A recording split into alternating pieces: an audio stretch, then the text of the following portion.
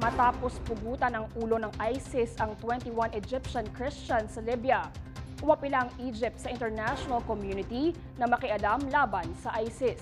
Yan at iba pang world news ang hatid ni Marge Wamar. Kasunod ng pagpugot ng ISIS sa ulo ng 21 Egyptian Christian sa Libya, umapila na ang Egypt sa international community na makialam na sa usaping ito. Paliwanag ni Egyptian President Abdel Fattah al-Sisi, banta sa seguridad at kapayapaan sa buong mundo ang nangyayari sa Libya. Humingi na rin ng tulong si Sisi sa France at Italy hinggil sa sitwasyon sa Libya. Political at material support naman ang hiningi ng Egypt sa Amerika laban sa ISIS. Bukod dito, nagsagawa na rin ng airstrikes ang Egypt sa Libya laban sa naturang jihadist group ilang oras matapos silang mailabas ang video ng pagpatay sa mga Egyptian Christian. Dahil sa snowstorm na kasalukuyang humahagupit sa Estados Unidos, paralisado ang ilang estado sa South America ngayon.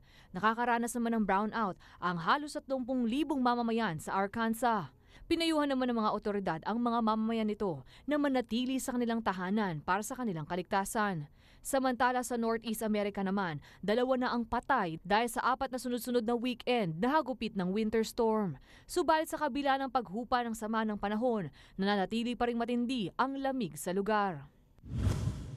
Matapos ang 6.9 magnitude earthquake na yumanig sa Japan ito lang umaga, nakapagtala ng minor tsunami ang Japan Meteorological Agency. Kaagad namang pinaligas ang mga residente sa tabing dagat ng Ayawate. Matapos magpalabas ng tsunami warning ang mga otoridad. Sa kabila nito, ayon sa Pacific Tsunami Warning Center, wala namang mararanasang Pacific-wide tsunami kaya't walang dapat ipangamba ang publiko. 2011 pa nang huling makaranas ng malakas na tsunami ang Japan matapos ang matinding lindol. Ako ang inyong kaibigan, Marge Wamar para sa Newsite.